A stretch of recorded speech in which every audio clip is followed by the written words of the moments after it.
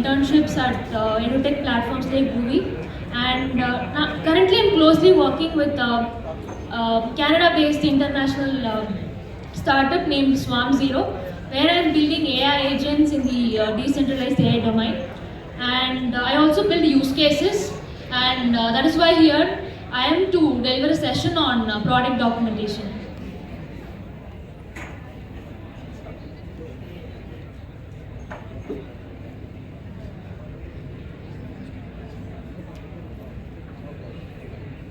So if you are a student, a developer, a product manager, a product consultant, or a solution architect, or even if you are into a customer support team who is engaged with troubleshooting guides and FAQs, and this session is going to be for you, and how you can effectively contribute to your software development team with data and insights.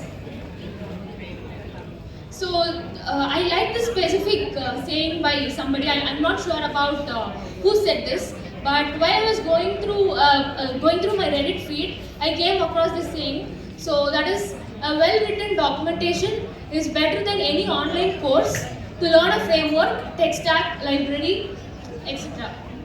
So யாரெல்லாம் வந்து NumPy pandas அந்த மாதிரிலாம் படிச்சிருக்கீங்க, or even any framework, Django. Yeah. So எந்தெந்த sources வச்சுலாம் நீங்க படிப்பீங்க?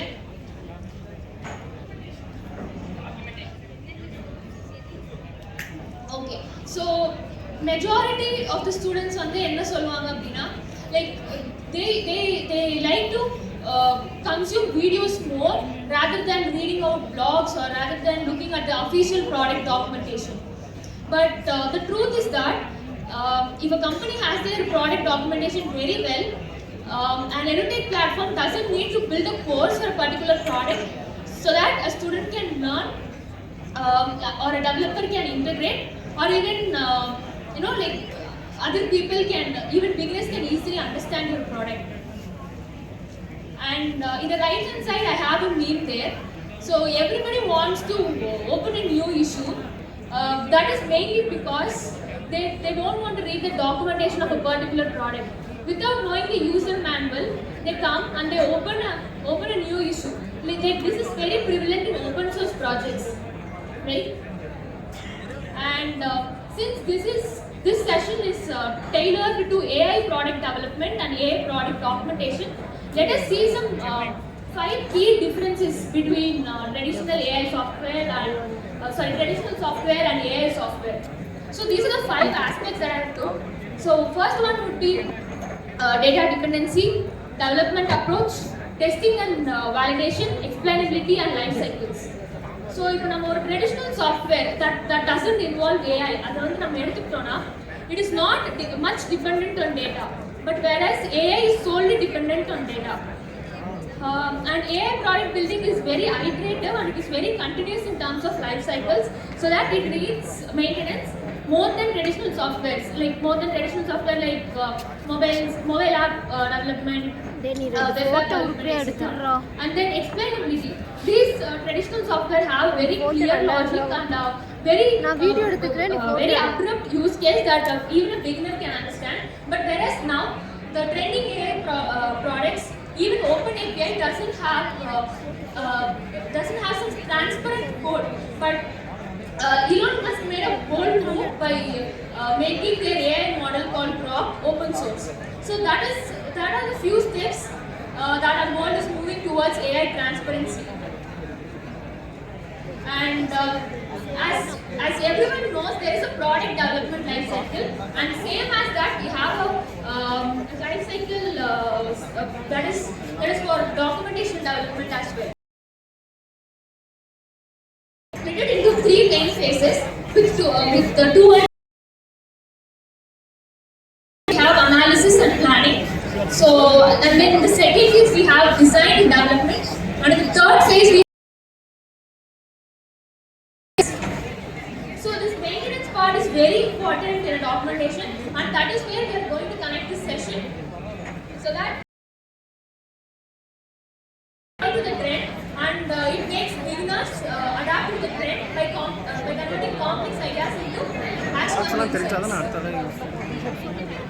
And if you are a student who has an AI product in your hand, or if you are going to build an AI startup, and if you are already a product, these are the challenges you might need to face after your product development cycle has ended. The first one would be complexity of concepts and rapid evolution of technology. And third one would be user-focused language. And the fourth one is very important because many people are researching on AI's black box nature, and they are working on how they can bring AI transparency and ethical security in the present market. And the fifth one would be ethical clarity and transparency. Yeah, so fourth and fifth are interrelated. So your team may have good set of developers and a solution architect or product consultant, but it may not have a good technical writer who brings your product into the market and who makes it easy for even beginners, developers and students to understand your product. Then what is the meaning of having a very great product which fails to make people understand about it? So this is where a good documentation technique comes to place. And I'll be talking about two things in this quick lightning session. And the first one would be techniques, and the second one would be tools. So let's see what are the techniques that we can use for AI product documentation. So when you are going to write any piece of documentation or even a blog, you must understand the four pieces of documentation, that is clear, concise, coherent and correct. And this saying also caught my mind. So that is, voluminous documentation is part of the problem, not part of the solution. And if you are already facing a problem of not making people understand of your product, and you are still building more number of pages, which is your documentation, it becomes one more problem to your existing problem. So it is very important that your documentation is clear, concise, and it is spanning very little number of pages so that even a beginner can understand. And you have a AI product, and if you are thinking to document it, maybe even your hackathon product, you are interested in presenting it to any startup venture or something like that. These are the 8 elements that your AI products documentation must have. So first one is the problem statement and the description of the problem statement, what are you going to solve. And the second one is SDK and API references, your code and the link to your project's GitHub, or you can also have your social media handles, the first page of documentation. And as a third parameter, you must have interactive demos, diagrams, and also videos. So in India, basically, YouTube consumption has become more rather than people going and reading documentation and blogs. So it will be a double shot if you have content and also diagrams and videos that will engage the reader. And the fourth is industry use cases and examples. So if a commoner from agricultural background or retailer or a person without knowledge from finance and HR marketing domain is interested to use your product, he must be able to understand the real world use cases present in this world so that we can connect this problem with your product solution. And fifth is light paper or white paper. So if you are interested in building a startup with your AI product, you should have your light paper and white paper in hand, and you should also add it to your documentation so that you are transparent, your product is transparent to the customers or even students and developers who are trying to use it. And next is version control and change logs. So if your product development phase is around 2 to 3 years, and in the first year you are doing API that is predefined for a task, and if you are developing the same API the next year, you must have your documentation as API 1, version 1 and version 2, so that your clientele or your customer base who has already used the product and who is coming back to use your product again will know there are two versions, and he will be able to differentiate between the versions. is ethical consideration and bias, and 8th is effectiveness and troubleshooting. So if we take a AI product, it is very important to add a page that tells the privacy terms and conditions, the process of how data was collected, and how inclusivity is done, and how many bias audits you made. So all this information are important in your documentation.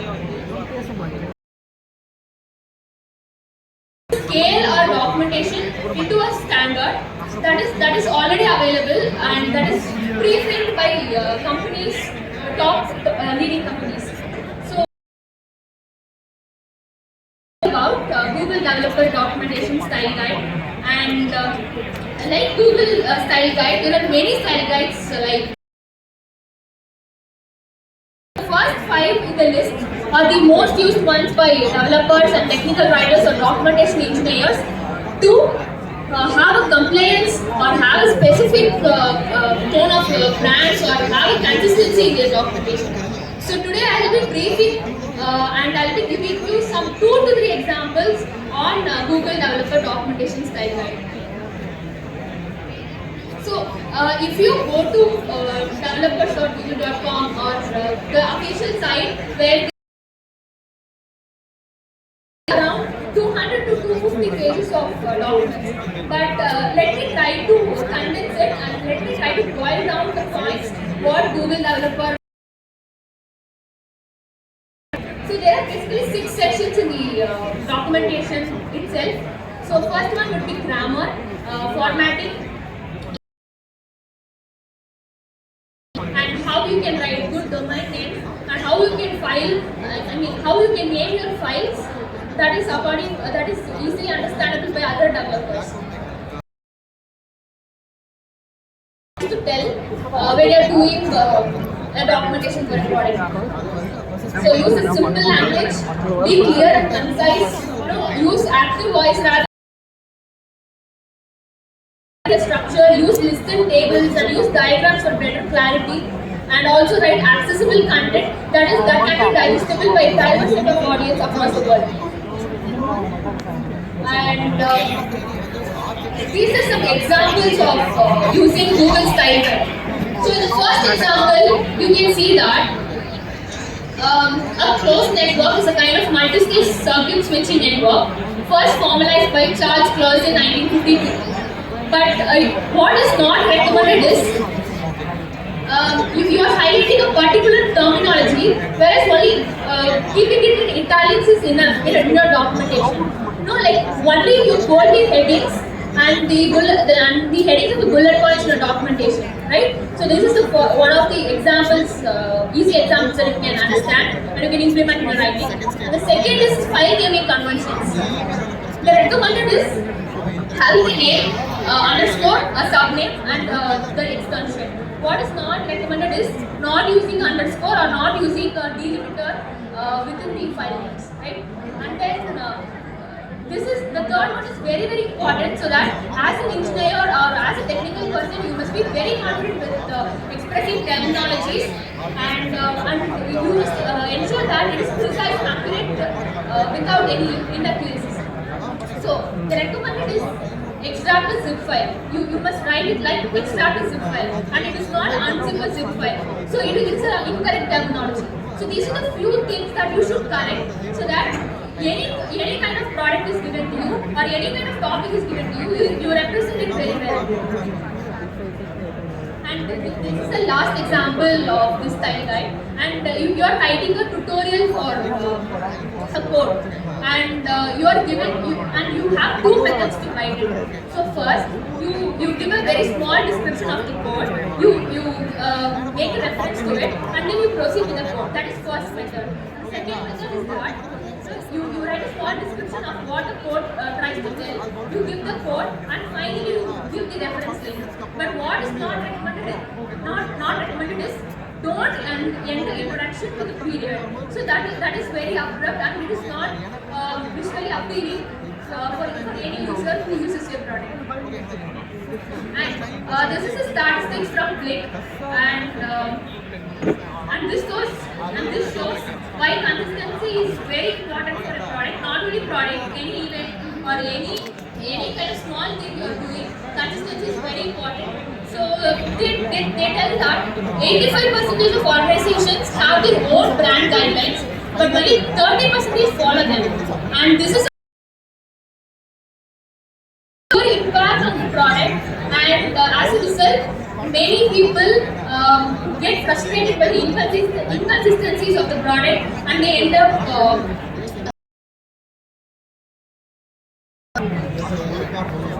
and now we have completed the techniques. We are going to see a small overview on the tools of technical documentation. So this is the popular. It runs on Node.js live server, and then the second is Gitbook, and it is surpassing all the features of the tools mentioned here. And next is second based, and next is README, Read the Docs, Confluence, Notion, Neutrino, Oxygen, and finally Oxygen and Neutrino or DITA XML based, and that is very complex for a beginner to understand. So that it is better if you start your documentation journey with tools like Docusaurus, Gitbook, and README. And if you are very lazy to write a manual document, templates that you can adopt, and like you can tweak it according to your brand guidelines. So these tools majorly provide templates 360, and next is so using this template you can convert the files easily to HTML that is uploadable into your code system, and it supports inline comments. Like you can convert into PDFs, and it is easy for team collaboration, and it is also ideal for version control. And other supporting tools, I hope you all know. And if you're even lazy to do your flowcharts, even your practical components like maybe your college laboratory exercise.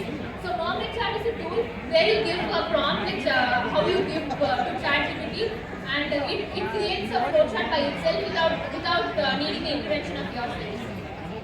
Next is Grammarly to check your grammar, and there are lots of Google tools and G Suite tools for developers and students that you can take use of. And next is Markdown, and it is a very easy way to begin with for beginners. And next is SEMrush. SEMrush is to identify the trend of a particular topic and identify your product is making the trend or not. And since I am working in the decentralized AI and AI agent marketplace, so I am feeling I felt a bit complex to integrate this concept while I was doing product documentation for Swarm Zero. AI agents, multi-systems, ethics, federated learning, bias audits, AI terms are going to trend, and it is already came into the market without no one's notice. But it is very important to follow all the techniques I mentioned before, and with those techniques you can easily interpret these complex concepts into a